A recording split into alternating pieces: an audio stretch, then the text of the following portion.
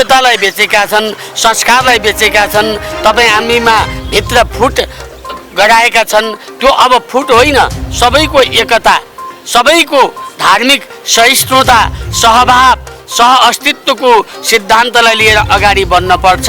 त्यो राजनीति भन्दा पनि यो धार्मिक पाटोले त्यसलाई अगाडि ल्याउँछ। विश्व हिन्दू महासङ्घ सबै पार्टीको हो, सबै व्यवसाय, सबै धर्मावलम्बी सबैको एउटा साझा संस्था हो। त्यसले गर्दाखेरि यसमा रहेका व्यक्तिहरू पनि साझा व्यक्तिहरू भइदियो भने यो अभियानलाई अगाडि बढाउन सहयोग पुग्छ भन्ने मान्यता हो। खास कसैसँग पनि हाम्रो त्यो छैन, हामी सबै एकजुट भएर नेपाललाई हिन्दू राष्ट्र कायम गराउने अभियानमा लाग्ने हो। सबै धर्मावलम्बीप्रति हाम्रो पूर्ण सहानुभूति छ, सबै धर्मप्रति हाम्रो कुनै पनि त्यस्तो हाम्रो कुनै त्यस्तो दुराग्रह अथवा कुनै त्यस्तो छैन। सबै धर्म स्वतन्त्र रूपमा आफ्नो धार्मिक अभियान चलाउन पाउनुपर्छ। साझा अभियान हाम्रो एउटै लक्ष्य, एउटै उद्देश्य, हिन्दू राष्ट्र नेपाल भन्ने जुन हाम्रो गन्तव्य हो, त्यसमा सबै हाम्रा अब विश्व हिन्दू महासङ्घ राष्ट्रिय र यो हाम्रो विश्व हिन्दू महासङ्घ नेपाल अब एक भएर अगाडि बढ्छ भन्ने कुरा म आशावादी छु र हाम्रो सहमतिका चरणहरू अगाडि बढिरहेको छ। अब हामी अब फुट्ने अवस्था छैन, जुटेर यो धर्मको लागि हामी जुटेर अगाडि बढ्नुपर्ने आवश्यकता छ। हामी सबै जुटेर यो नेपाललाई पुनः एकचोटि लागेर हिन्दू राष्ट्र कायम गरौँ। वसुधैव कुटुम्बकमको धारणा लिएर जुन ऋषि महर्षिहरूले स्थापित गरेको वैदिक सत्य सनातन धर्म यो अलि फराकिलो विषय हो। त्यसैले यो राज संस्था राजनीतिसँग जोड्न चाहिँ यसलाई अलि हुन्न कि भन्ने मेरो मान्यता रहेको छ। मेरो धर्म, सभ्यता, संस्कार, संस्कृतिको संरक्षण गरेर संसारको एउटै मात्र सनातन हिन्दू राष्ट्र थियो, छ र रहिरहनेछ भन्ने भावनालाई जागृत गराएर पुनर्जागरणको निम्ति लागि परेको छ। प्रशासकीय भूमिकामा राजा हुनुपर्छ अथवा जसले शासक वर्ग हुनुपर्छ। धर्म संरक्षणको निम्ति देशका नागरिकहरूको अधिकारलाई संरक्षण गर्नको निम्ति सबैले सदुपयोग गराउनको निम्ति। तपाईँ अहिले हेर्दै हुनुहुन्छ एमबीके मिडिया। एमबीके मिडियालाई सब्स्क्राइब गर्न भने नबिर्सनुहोला। यतिखेर यहाँलाई एकसाथ विभिन्न मिडियामा स्वागत गर्दै हामी आज यतिखेर विश्व हिन्दू महासङ्घका नवनियुक्त उपाध्यक्ष दधिराम शर्माज्यू र नवनियुक्त सचिव देवराज भण्डारीज्यूसँग छौँ। स्वागत छ यहाँहरूलाई। धन्यवाद। धन्यवाद। आरामै हुनुहुन्छ? एकदम आराम छौँ हामी। अनि जस्तो आज त उपाध्यक्ष मनोनयन पछाडिको पहिलो यहाँहरूसँग हाम्रो भेटघाट, यो पनि पाशुपत क्षेत्रमा विश्व हिन्दू महासङ्घ के गर्दैछ? विश्व हिन्दू महासङ्घले देशको धर्म, सभ्यता, संस्कार, संस्कृतिको संरक्षण गरेर संसारको एउटै मात्र सनातन हिन्दू राष्ट्र थियो, छ र रहिरहनेछ भन्ने भावनालाई जागृत गराएर पुनर्जागरणको निम्ति लागि परेको छ। दधिराम सर, यो बिचमा चाहिँ अहिले यतिखेर हिन्दू अधिराज्य र राज संस्थाको कुरा उठिरहेको छ होइन? तपाईँहरू कतै धमिलो पानीमा माछा मार्ने दाउमा हुनुहुन्छ कि के हो? यो चाहिँ हिन्दू अधिराज्य अथवा राज संस्थाका विषयमा जुन यहाँले प्रश्न सोध्नुभयो, धर्म छुट्टै कुरा हो, राजा राजनीतिक विषय हो र जनताबाट अनुमोदित भएर राज संस्था आउनु जानु अथवा त्यो आफ्नो चाहिँ राजनीतिक विषय भयो। धर्म भनेको तपाईँ हाम्रो सबैको मानव जातिकै निम्ति वसुधैव कुटुम्बकमको धारणा लिएर जुन ऋषि महर्षिहरूले स्थापित गरेको वैदिक सत्य सनातन धर्म यो अलि फराकिलो विषय हो। त्यसैले यो राज संस्था राजनीतिसँग जोड्न चाहिँ यसलाई अलि हुन्न कि भन्ने मेरो मान्यता रहेको छ। मेरो मात्रै होइन, सबैको मान्यता यही हुनुपर्छ। किनभने हामी आज चाहिँ जुन अवस्थामा छौँ, जुन एउटा आफूलाई सत्य सनातनी जुन वैदिक धर्मको अनुयायी भन्दा मैले जुन गर्व महसुस गरेको छु र संसारले गर्व महसुस गरेको छ। आज संसारका थुप्रै व्यक्तित्वहरू, थुप्रै वैज्ञानिकहरू यही प्राचीन धर्म, सभ्यता र संस्कारमा उनीहरू लागेका छन्। अनेकौं मन्त्रद्रष्टा ऋषिहरूले जुन स्थापित गरेको धर्म सभ्यताको तुलना अरू कुनै राजनीतिक विषयवस्तुसँग हुन हुँदैन भन्ने मेरो मान्यता छ। होइन, राजा र धर्मलाई यहाँले जस्तो यहाँको विश्व हिन्दू महासङ्घले जोडेको जस्तै अलग पाटो हो भन्न खोज्नु भयो। राजा शासक धर्मको निम्ति धर्म संरक्षणको निम्ति देशका नागरिकहरूको अधिकारलाई संरक्षण गर्नको निम्ति सबैले सदुपयोग गराउनको निम्ति एउटा प्रशासकको रूपमा प्रशासकीय भूमिकामा राजा हुनुपर्छ अथवा जसले शासक वर्ग हुनुपर्छ। शासकले त्यो काम गर्ने हो, प्रशासकले त्यो काम गर्ने हो भने धर्मको संरक्षण भएको छ कि छैन, सभ्यताको संरक्षण भएको छ कि छैन, नागरिकहरूको हक र अधिकारको संरक्षण भएको छ कि छैन, यी सबै कुरा प्रशासनिक दृष्टिकोणले हेर्ने राजाको काम हो अथवा प्रशासकको काम हो।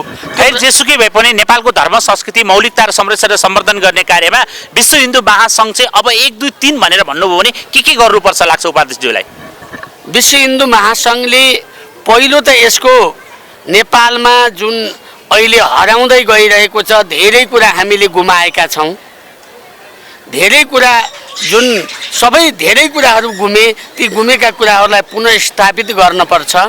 हाम्रो धर्म गुमेको छ, सभ्यता गुमेको छ, संस्कार गुमेको छ, संस्कृति गुमेको छ र उनीहरू जुन राजनीतिक व्यक्तित्वहरूले आफ्नो क्षणिक स्वार्थको निम्ति धर्मलाई बेचेका छन्, धर्मलाई बन्धक बनाएका छन्, सभ्यतालाई बेचेका छन्, संस्कारलाई बेचेका छन्, तपाईँ हामीमा भित्र फुट गराएका छन्। त्यो अब फुट होइन, सबैको एकता, सबैको धार्मिक सहिष्णुता, सहभाव, सह अस्तित्वको सिद्धान्तलाई लिएर अगाडि बढ्नुपर्छ र वसुधैव कुटुम्बकमको मूल मन्त्रलाई हामीले आत्मसात गर्नुपर्छ।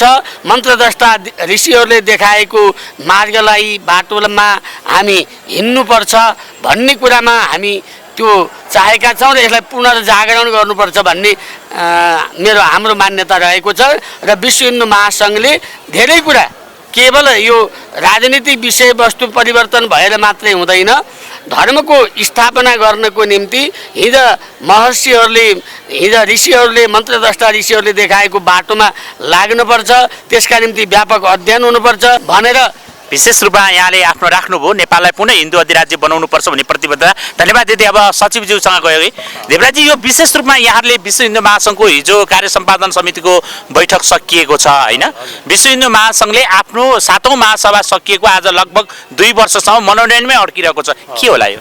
अब यसको कतिपय आफ्नो होमवर्क भनौँ यो गृह कार्यालय पनि को रूपमा पनि मैले बुझ्न चाहन्छु यसलाई, त्यो हिसाबले पनि म यहाँलाई बुझाउन चाहन्छु। किन भन्दाखेरि नेपाल एउटा अहिले जटिल परिस्थितिमा आएको छ, एउटा धर्म बेचिएको छ, संस्कृति बेचिएको अवस्था हो। केही ठुला दलका सीमित नेताहरूले सीमित स्वार्थमा जसरी यो देशको धर्म बेचे त्यसलाई फेरि पुनर्स्थापना गर्नुपर्छ भन्ने जुन मान्यतामा हामी यो विश्व हिन्दू महासङ्घ अगाडि बढिरहेको छ, त्यो अगाडि बढ्ने क्रममा केही साथीहरूलाई जोड्दै जाने र यसलाई एउटा अभियानको रूपमा लाने क्रममा यो सबै भइरहेको र यो मलाई लाग्छ चलिरहन्छ। नेपाललाई हिन्दू अधिराज्य हटाइदा दीपावली गर्ने अधिकांश व्यक्तिहरू विश्व हिन्दू महासङ्घमा गएर बस्नु भएको छ र दोहोरो चरित्र। अहिले हिजोको तपाईँहरूको बैठकमा अर्को कुरा पनि उठ्यो भन्ने कुरा हामीले पायौँ, जस्तो तपाईँहरूको पदमा राजनीतिक दलमा भएको मान्छे, क्रियाशील रहेको मान्छे त्यहाँ हुनुहुन्न भन्ने कुरा पनि उठ्यो रे, के हो त यो? अब यसमा त्यो बैठकमा त्यो कुराहरू पनि उठ्नु स्वाभाविकै हो। किन भन्दाखेरि विश्व हिन्दू महासङ्घ एउटा साझा संस्था हो र विश्व हिन्दू महासङ्घको मान्यता के हो भन्दाखेरि यो साझा संस्थामा आउने व्यक्तिहरू सकभर कुनै पनि राजनीतिक उसमा सक्रिय रूपमा नलागेको र साझा रूपमा सबैले मान्ने खालको व्यक्ति हुनुपर्छ भन्ने त्यो मान्यताले त्यो कुरा उठेको हो। त्यसमा हामीले जायज मान्नुपर्छ यो कुरालाई। किन भन्दाखेरि विश्व हिन्दू महासङ्घ सबै पार्टीको हो, सबै व्यवसाय, सबै धर्मावलम्बी सबैको एउटा साझा संस्था हो। त्यसले गर्दाखेरि यसमा रहेका व्यक्तिहरू पनि साझा व्यक्तिहरू भइदियो भने यो अभियानलाई अगाडि बढाउन सहयोग पुग्छ भन्ने मान्यता हो खास। जस्तो त्यो मान्यतामा त अध्यक्षदेखि नै खारेज गर्दै लानु पर्ला नि होइन र? उहाँ पनि एउटा पार्टीको क्रियाशील हुनुहुन्छ। तपाईँकोमा त अहिले लगभग हेर्ने हो भने 90% त नेपाली काङ्ग्रेसका निकट साथीहरू हुनुहुन्छ। के भन्नुहुन्छ? यसमा अब त्यो हाम्रो पनि हिजो त्यही कुरा व्यापक रूपमा चर्चामा आएको थियो।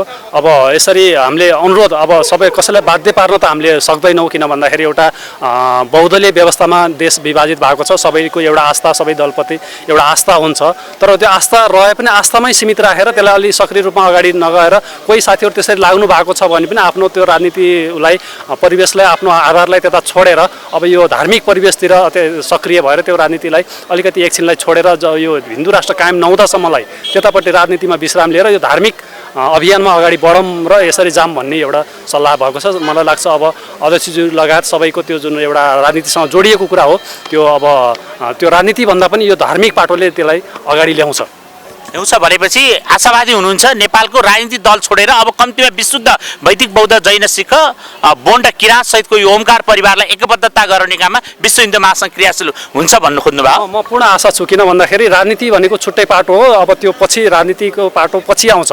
यो देशबाट अहिलेको अवस्थामा देशबाट धर्म बेचिएको अवस्थामा त्यो राजनीतिलाई छोडेर हामी एउटा साझा व्यक्ति बनेर जुन हिजो जुनसुकै राजनीति पार्टीमा लागेको भए पनि अब त्यो धर्म नेपालमा हिन्दू धर्मको पुनर्स्थापना नहुँदासम्म सबै राजनीति एउटा उसलाई बिर्सेर आफ्नो भूमिकालाई बिर्सेर अब एउटा साझा अभियानमा धार्मिक रूपमा गएर त्यसलाई अगाडि लानुपर्छ भन्ने मान्यतामा हामी पुगेका छौँ र मलाई पूर्ण विश्वास छ अब राजनीतिको पाटोलाई सबैले आफ्नो ठाउँमा छोड्नुहुन्छ र यो धार्मिक पाटोमा सबैलाई समेटेर हाम्रा अध्यक्षज्यू लगायत हाम्रो सारा टिम अगाडि बढ्छ भन्ने कुरामा पूर्ण विश्वास छु। भनेपछि विश्व हिन्दू महासङ्घ नेपाल, जसले अब विश्व हिन्दू महासङ्घ छ बाँसबारी 2037 सालमा योगी नारायण दासद्वारा स्थापना भएको स्वर्गीय राजा वीरेन्द्रबाट समुद्घाटित भएको विश्व हिन्दू महासङ्घ के त्यससँगको एकता कहाँ पुग्छ होला? त्यसको पनि हाम्रो अब कुरा चलिरहेछ, वार्ता चलिरहेछ र हामी अब जबसम्म एक हुन सक्दैनौँ, हामीहरू एकजुट हुन सक्दैनौँ तबसम्म हाम्रो अभियानलाई बल पुग्दैन भन्ने कुरामा उहाँहरू पनि सहमत हुनुहुन्छ र मलाई लाग्छ अब केही दिनभित्रैमा त्यो एउटा सहमति भएर हाम्रो साझा अभियान, हाम्रो एउटै लक्ष्य एउटै उद्देश्य